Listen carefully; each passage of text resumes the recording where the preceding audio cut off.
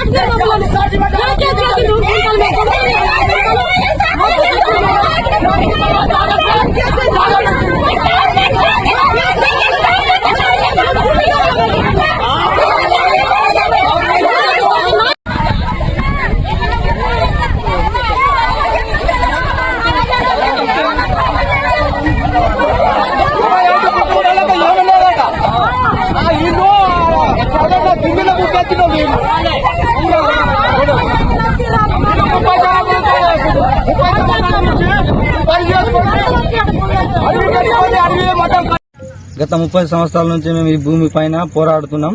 మా తాత ముత్తాల నుంచి మేము పోరాడుతున్నాము. కాబట్టి మాకు ఇక్కడ మైసంపేట వాళ్ళు రాంపూర్ వాళ్ళని తీసుకొచ్చి ఈ భూమిని వాళ్లకు సర్వే చేయడం జరిగింది. అయితే మేము గత సంవత్సరాల నుంచి మేము పోడు చేస్తూనే ఉన్నాం. ఇక్కడ పంటలు కూడా సాగు చేస్తున్నాం.